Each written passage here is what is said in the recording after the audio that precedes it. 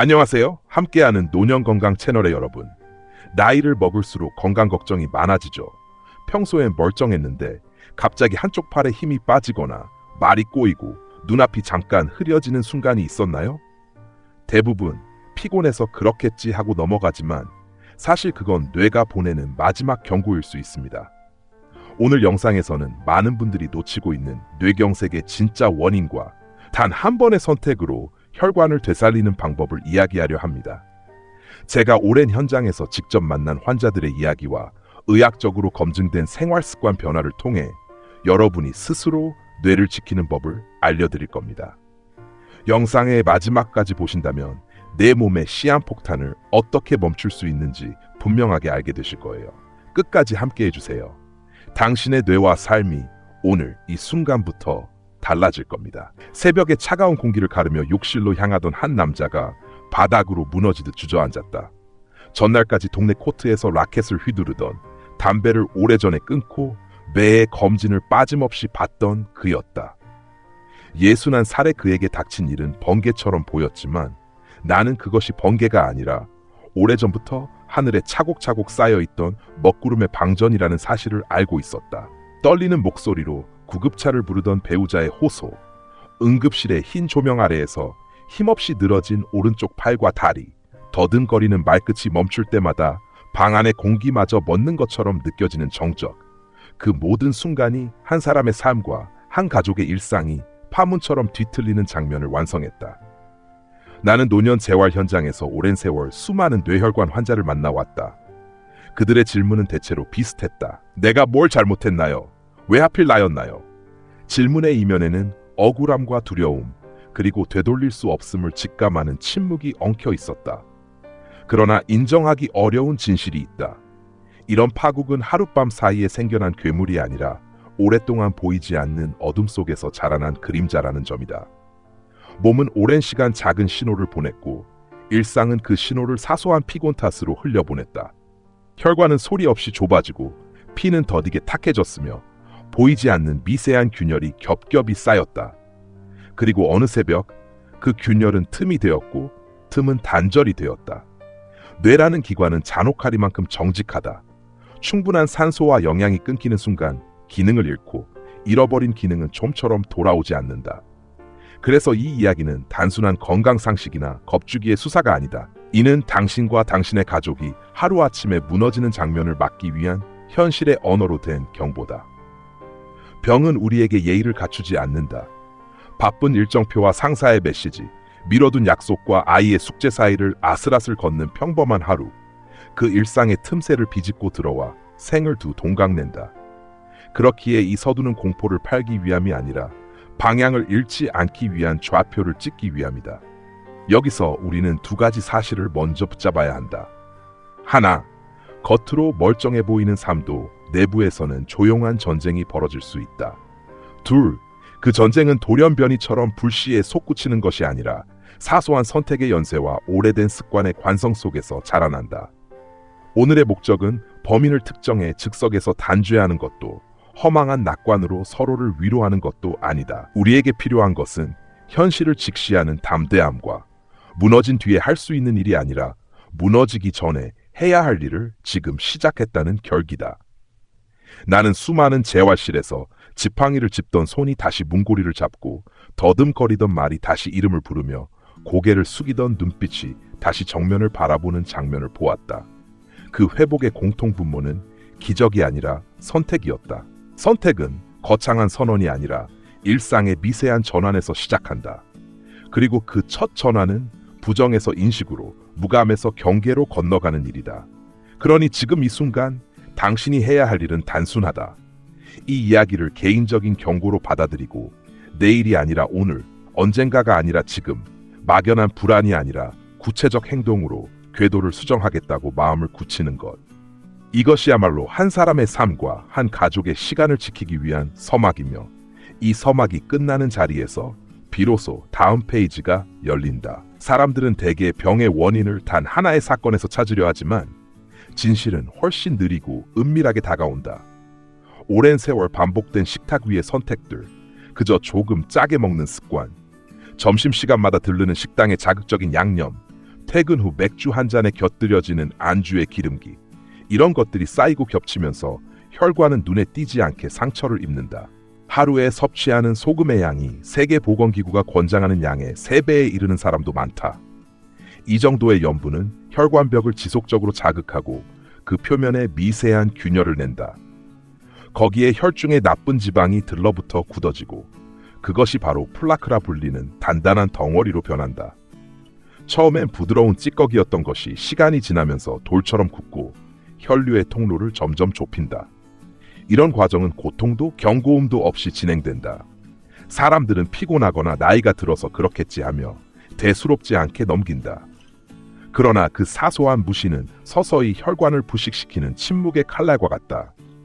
문제는 여기에 그치지 않는다. 우리는 운동도 하고 담배도 끊었는데 괜찮겠지라는 자기 합리화로 스스로를 속인다. 그러나 혈압이 조금 높고 나쁜 콜레스테롤이 경계선에 머물며 식단이 여전히 짜고 기름지다면 그 모든 노력은 모래 위에 쌓은 탑과 다르지 않다. 건강검진에서 식습관을 관리하라는 말은 들었지만 그 말은 되게 너무 추상적이다. 싱겁게 먹고 운동하세요라는 말 뒤에는 구체적인 실천법이 빠져 있다. 사람들은 밥상 위에 된장찌개와 김치, 제육볶음을 당연한 일상의 일부로 여기며 그것이 위험의 근원일 것이라 상상하지 못한다.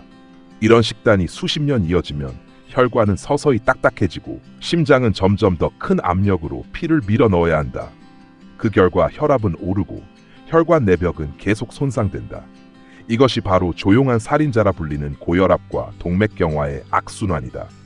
또한 지나친 염분은 체내의 수분 균형을 무너뜨려 혈액을 진하게 만들고 그 점도가 높아질수록 혈류는 느려진다.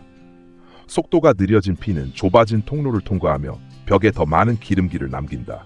사람의 혈관은 지구를 2바퀴 반이나 돌 만큼 길다지만 그 방대한 네트워크 중 단 하나의 통로라도 막히면 치명적 결과를 초래할 수 있다.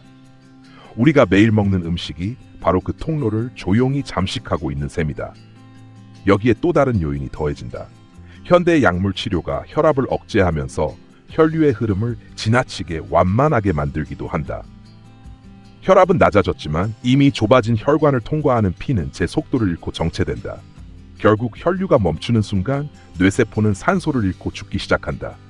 이것이 바로 뇌경색의 무대 뒤편에서 벌어지는 잔혹한 메커니즘이다. 그리고 그 시작점은 거창하지 않다. 식탁 위에 한 숟가락, 한 접시, 한 끼의 선택이다. 사람들은 병이 운명이라 생각하지만 실은 습관이 운명을 만든다. 매일 반복된 잘못된 습관이 혈관을 병들게 하고 그 병든 혈관이 어느 날 우리의 삶을 무너뜨린다. 이처럼 원인은 언제나 가까이에 있으며 그 단순함이 오히려 가장 위험하다. 뇌는 늘 조용히 신호를 보낸다. 그러나 인간은 그 신호를 피로, 스트레스, 나이 탓으로 오해한다. 손끝이 몇 분간 저린 적이 있었을 것이다. 어느 날 갑자기 세상이 빙글빙글 도는 느낌이 들었다가 금세 괜찮아졌을 것이다. 말이 입 밖으로 잘 나오지 않거나 단어가 혀끝에서 맴돌다 사라진 적도 있었을 것이다. 그 모든 순간은 단순한 우연이 아니었다. 뇌혈관의 일시적인 막힘, 즉 일과성 허혈 발작이라는 미니 뇌경색의 신호였다. 피가 잠시 멈췄다가 다시 흐르며 뇌는 겨우 위기를 넘겼다. 그러나 그것은 경고가 아니라 최후 통첩에 가깝다. 한 번의 일과성 허혈 발작을 경험한 사람 중 3사람 가운데 1사람은 1년 안에 진짜 뇌경색을 겪는다. 그리고 그때는 되돌릴 시간이 거의 없다. 환자들은 대부분 금방 괜찮아졌어요라고 말한다. 하지만 뇌는 그렇게 쉽게 용서하지 않는다. 혈관 안에서 만들어진 작은 혈전 조각이 흐르다가 잠시 막았다가 다시 빠져나갔을 뿐이다. 그 짧은 틈 사이에 산소 공급이 끊기며 수많은 신경세포가 죽었다 살아나는 경계선 위를 오간다. 이런 경고를 무시하면 다음엔 혈전이 더 크고 막히는 시간이 더 길어지고 손상된 세포는 다시는 회복되지 않는다. 뇌경색은 돌발적 사건처럼 보이지만 사실은 반복된 작은 경고를 무시한 끝에 찾아오는 예고된 재난이다. 어느 여성이 있었다. 손끝이 저리던 날 그녀는 혈액순환이 안 되나 보다 하며 파스를 붙였다. 한 달 뒤 잠시 어지러워 벽을 잡고 섰을 때도 병원 대신 휴식을 택했다. 그리고 2주 뒤 새벽 욕실 앞에서 그녀는 쓰러졌다. 왼쪽 팔다리가 말을 듣지 않았고 말도 흐트러졌다. 응급실에서 진단받은 병명은 급성 뇌경색이었다. 그녀는 후회했다. 그때 병원에 갔더라면. 하지만 후회는 치료가 아니다. 우리 몸이 보내는 미세한 이상 신호는 결코 우연이 아니다. 손끝의 저림, 한쪽 눈의 순간적 흐림, 다리에 잠깐 힘이 빠졌다가 돌아오는 느낌, 말이 꼬이고 기억이 희미해지는 찰나, 이 모든 것이 뇌의 비명이다. 아직 완전히 막히지는 않았지만 더 이상 견딜 수 없다는 절규다. 특히 60살이 넘은 사람, 고혈압이나 당뇨를 앓는 사람, 콜레스테롤이 높은 사람, 담배를 피우거나 비만인 사람, 가족 중에 뇌졸중 환자가 있는 사람은 이 신호를 절대 가볍게 넘겨서는 안 된다. 병은 예고장을 보낸다. 다만 우리는 그것을 스팸처럼 지워버린다. 그러나 한 번이라도 이런 증상이 있었다면, 단 몇 초라도 이상했다면 그 순간이 바로 병원에 가야 할 이유다. 검사는 두렵지만 침묵은 더 치명적이다. MRI나 CT는 생명을 살리는 도구이지 불안의 상징이 아니다. 뇌는 말이 없지만 몸은 대신 말한다. 그 말을 들을 귀를 닫지 말아야. 뇌경색은 느리게 다가오지만 발병의 순간에는 초 단위로 생사가 갈린다. 그래서 의사들은 이 질환을 시간과의 전쟁이라 부른다. 증상이 나타난 후 3시간에서 4시간 반, 그 짧은 골든타임 안에 치료를 시작해야만 손상된 뇌세포를 구할 수 있다. 그 시간을 넘기면 아무리 뛰어난 의료진과 장비가 있어도 이미 죽은 세포는 되살릴 수 없다. 뇌는 재생 능력이 거의 없는 기관이기 때문이다. 문제는 대부분의 사람이 증상을 알아채지 못하거나 알아채도 대수롭지 않게 넘긴다는 데 있다. 말이 조금 어눌해지면 피곤해서 그렇겠거니 한쪽 팔에 힘이 빠지면 잠을 잘못 잤나 하며 무심히 넘긴다. 그러나 그 몇 분의 지체가 평생의 후유증을 남긴다.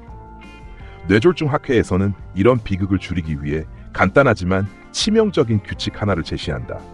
바로 패스트, 영어로 빠르다는 뜻의 단어다. 패스트는 4개의 글자로 구성된 생존 암호다. 첫째는 페이스, 얼굴이다. 거울 앞에서 웃어보라. 한쪽이 꼬리가 올라가지 않거나 얼굴에 한쪽이 처져 있다면 그것은 경고다. 뇌의 한 부분이 이미 마비되기 시작했다는 신호다. 둘째는 암, 팔이다. 두 팔을 동시에 앞으로 뻗었을 때 한쪽 팔이 서서히 떨어진다면 이미 근육을 지배하는 신경이 마비되고 있는 것이다.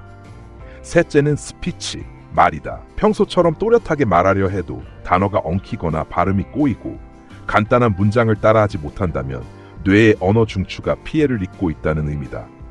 그리고 마지막은 타임, 시간이다. 이 4번째 글자가 가장 중요하다. 이런 증상이 단 하나라도 나타나면 지체하지 말고 즉시 구급차를 불러야 한다. 가족에게 연락하기 전에, 물을 마시거나 쉬어보기 전에, 약을 찾기 전에 해야 할 일은 오직 하나다. 구급차다. 시간이 생명을 삼키기 전에 병원으로 달려가야 한다. 많은 사람들이 증상이 사라지면 괜찮아졌다고 생각한다. 그러나 그것은 단지 뇌가 마지막으로 버텨준 결과일 뿐이며 다음 경고는 더 거세고 치명적이다. 사람의 뇌세포는 산소가 끊긴 지 몇 분 만에 죽기 시작한다. 10분이면 수십만 개의 세포가 사라지고 1시간이면 수억 개가 손상된다. 그러므로 뇌졸중 앞에서 조금 더 기다려보자는 말은 사형 선고와 같다. 뇌경색의 치료는 속도보다 빠를 수 없다. 누군가 갑자기 쓰러졌다면, 말을 이상하게 하거나 한쪽 얼굴이 비뚤어졌다면 의심하라. 그리고 망설이지 마라. 구급차가 오는 동안에는 환자를 눕히고 고개를 약간 옆으로 돌려 기도가 막히지 않게 하고 음식이나 물을 절대 주지 말아야 한다. 그렇게 단 몇 분의 대응이 한 사람의 인생을 바꾼다. 패스트, 이 4글자를 기억하는 일은 단순한 구호가 아니라 생존의 기술이다. 누구에게나 일어날 수 있는 일이기에 누구나 이 규칙을 알아야 한다. 뇌는 한 번 멈추면 다시 켜지지 않는다. 그래서 뇌경색 앞에서 가장 중요한 약은 용기와 속도다. 병원 침대 위에서 겨우 의식을 회복한 최영수 씨는 한동안 오른쪽 팔과 다리를 전혀 움직일 수 없었다. 눈을 떴지만 말은 잘 나오지 않았고 가족의 얼굴을 알아보면서도 이름이 입안에서 돌다가 흩어졌다. 그는 담배를 끊고 술도 거의 마시지 않았으며 해마다 건강검진을 받던 사람이었다. 그러나 그런 성실한 생활조차 뇌혈관이 오랫동안 상처 입어온 과정을 막기에는 부족했다. 재활센터로 옮겨온 그는 매일 4시간 이상 물리치료와 작업치료를 반복했다. 손가락을 움직이는 연습, 서서 균형을 잡는 연습, 말을 다시 또렷하게 하는 연습까지 하루의 대부분이 치료였다. 하지만 단지 치료만으로 회복이 이루어진 것은 아니었다. 그는 자신의 식탁부터 바꾸기 시작했다. 흰 쌀밥 대신 현미와 귀리를 섞은 밥을 지었고, 소금은 손끝으로 집은 한 꼬집이 전부였다. 다시마와 멸치로 진하게 낸 육수로 간을 대신했고, 국에는 들깨가루 한 숟가락을 더해 고소함을 살렸다. 김치는 예전처럼 대여섯 조각씩 먹지 않았다. 한두 조각만 물에 헹궈 소금기를 뺀 뒤 먹었다. 나물 반찬은 소금 대신 참기름과 통깨로 간을 맞췄고, 고기보다 생선을, 기름보다 들기름을 택했다. 그는 처음엔 이런 식사가 맛이 없다고 했다. 그러나 한 달, 두 달이 지나면서 몸이 달라지는 걸 느꼈다. 아침에 일어날 때 머리가 맑았고, 재활운동 때 숨이 덜 찼다. 세 달이 지나 혈액 검사를 하자 나쁜 콜레스테롤 수치가 30% 떨어졌고, 혈압은 150에서 125로 낮아졌다. 약의 용량도 절반으로 줄었다. 6달 뒤 그는 지팡이 없이 걷기 시작했다. 언어치료사와의 수업에서 또박또박 말을 하며 웃었고, 오른손으로 젓가락질했다. 혈관 탄성도 검사에서는 실제 나이보다 10살 젊은 수치가 나왔다. 그는 센터를 방문해 웃으며 말했다. 이젠 손주 얼굴 보며 밥 먹을 수 있어요. 제 말을 알아듣는다고 손주가 박수쳐요. 그 말은 단순한 감사의 인사가 아니라 되살아난 삶의 선언이었다. 그의 회복은 기적이 아니라 꾸준함의 결과였다. 그는 자신이 놓쳤던 것을 바로잡았고, 그 대가로 다시 걸을 수 있는 기회를 얻었다. 뇌세포는 죽으면 다시 태어나지 않지만 남은 세포가 새로운 길을 만들 수는 있다. 그 길은 식습관과 운동, 꾸준한 관리라는 돌다리로 놓인다. 그는 그것을 몸으로 증명했다. 병은 한순간의 재앙으로 오지만 회복은 하루하루의 결심으로 쌓인다. 최영수 씨의 이야기는 절망의 끝에서도 변화는 가능하다는 증거였다. 인간의 몸은 무너질 수도 있지만 다시 세워질 수도 있다. 중요한 것은 포기하지 않고 방향을 바꾸는 용기였다. 뇌혈관을 지키기 위한 첫걸음은 식탁에서 시작된다. 짠맛과 기름진 맛에 길들여진 입맛을 바꾸는 일은 쉽지 않지만 그 변화가 곧 생명을 연장하는 길이다. 염분은 하루 섭취량을 티스푼 1개 이하로 줄여야 한다. 국물은 가능한 한 남기고, 양념은 적게, 재료의 본래 맛으로 요리해야 한다. 흰쌀 대신 현미, 보리, 귀리 같은 통곡물을 섞은 밥은 섬유질이 풍부해 혈당을 천천히 올리고 나쁜 콜레스테롤의 흡수를 막는다. 반찬은 신선한 채소로 중심을 옮겨야 한다. 시금치, 브로콜리, 파프리카, 당근처럼 색이 진한 채소에는 혈관을 보호하는 항산화 물질이 가득하다. 고기는 지방이 적은 닭가슴살이나 살코기로 대체하고 일주일에 2-3번은 생선을 섭취하는 것이 좋다.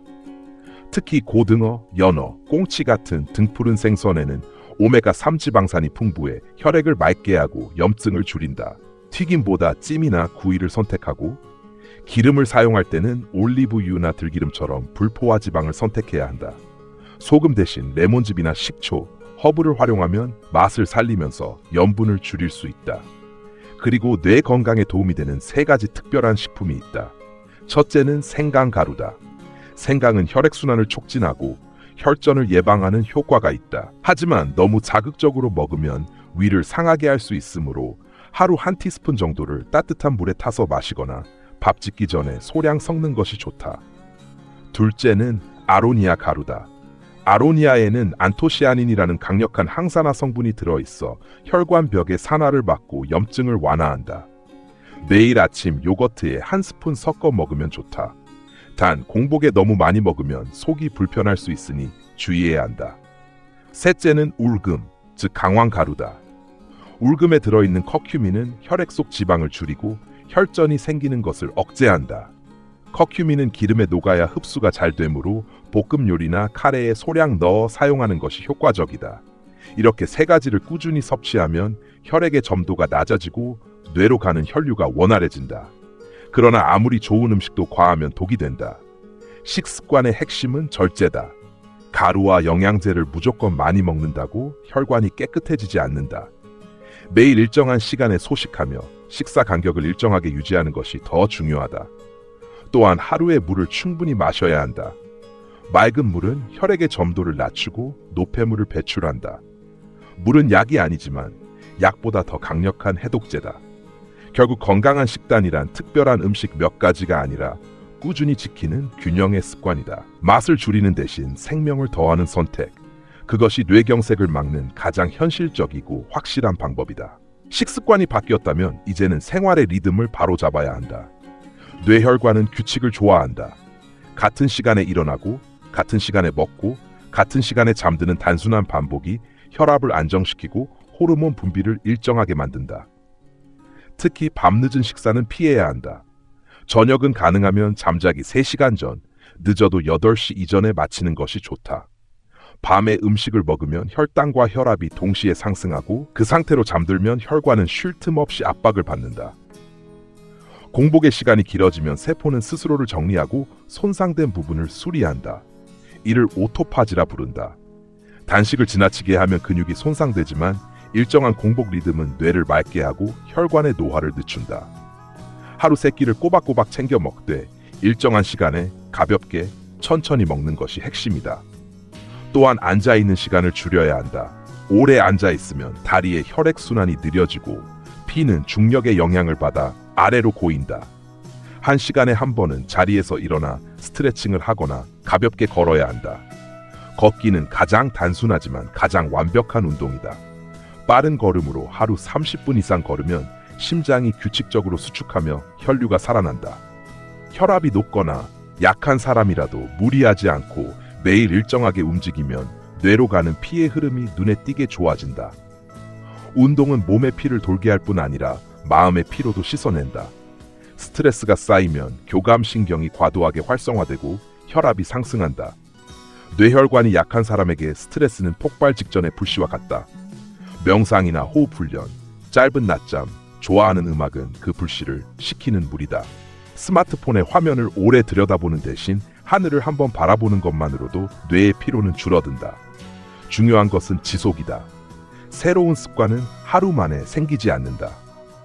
첫째 주에는 저녁 식사 시간을 앞당기고, 둘째 주에는 걷기를 추가하고, 셋째 주에는 물 마시는 습관을 기록하는 식으로 단계적으로 바꾸는 것이 좋다. 일기에 간단히 기록하면 자신의 변화를 눈으로 확인할 수 있다. 가족이나 친구와 함께하면 더 쉽게 유지된다.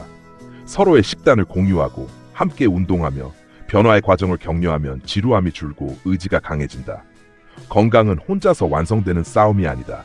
함께할 때 더 오래 지속된다. 이렇게 몸과 마음의 생활 습관을 조율하면 뇌혈관은 다시 유연함을 되찾고 그 흐름은 삶의 리듬과 하나가 된다. 결국 뇌경색을 막는 비결은 거창한 결심이 아니라 꾸준한 일상의 관리다. 하루의 리듬을 지키는 사람은 혈관의 리듬을 지킨다. 나는 오랜 시간 수많은 환자들을 보아왔다. 그 중에는 한순간의 방심으로 평생의 시간을 잃은 이도 있었고, 반대로 절망의 문턱에서 삶을 되찾은 이도 있었다. 장 씨는 회사에서 과로로 쓰러진 뒤 오른쪽 반신이 마비되었다. 그는 재활 초기에 3번이나 포기하겠다고 했다. 그러나 손끝의 감각이 조금씩 돌아오자 그는 매일 의자에 앉아 팔을 들어 올리는 연습을 했다. 6달이 지나 그는 숟가락을 들 수 있었다. 그 순간 그는 울었다. 그것은 슬픔의 눈물이 아니라 다시 사는 기쁨의 눈물이었다. 김 여사는 뇌경색 이후 말을 잃었다. 남편과 대화할 수 없었고 손주에게 사랑한다는 말조차 못했다. 하지만 그녀는 포기하지 않았다. 언어치료실에서 매일 발음을 연습하며 눈물로 노트를 채웠다. 1년 뒤 그녀는 마침내 첫 마디를 꺼냈다. 괜찮아요. 그 한마디에 가족은 모두 울었다. 그녀는 말의 의미보다도 다시 세상과 연결될 수 있다는 사실에 감사했다. 윤 씨는 병을 극복하고 나서 주변 사람들의 식습관을 바꾸기 시작했다. 그는 마을회관에서 건강 강의를 열었고 짠 음식을 줄이자는 캠페인을 스스로 만들었다. 병이 준 교훈을 혼자 간직하지 않고 나눈 것이다. 반면 박 씨는 나는 괜찮겠지라는 말로 매번 병원을 미루다 결국 쓰러졌다. 의식이 돌아왔을 때 그는 침대에서 손가락 하나도 움직이지 못했다. 후회는 늘 늦게 온다. 그는 눈물을 흘리며 말했다. 그땐 그냥 잠깐 어지러웠어요. 설마 나한테 이런 일이 생길 줄은 몰랐어요. 그러나 뇌는 그런 방심을 용서하지 않는다. 뇌경색은 선택의 결과다. 우리가 무엇을 먹고 어떻게 살고 얼마나 스스로를 돌보는가에 누적된 결과가 바로 그것이다. 누군가에게는 경고로 누군가에게는 판결로 다가온다. 그래서 지금 이 순간이 중요하다. 내일이 아니라 오늘, 언젠가가 아니라 지금, 핑계 대신 실천으로 바꿔야 한다.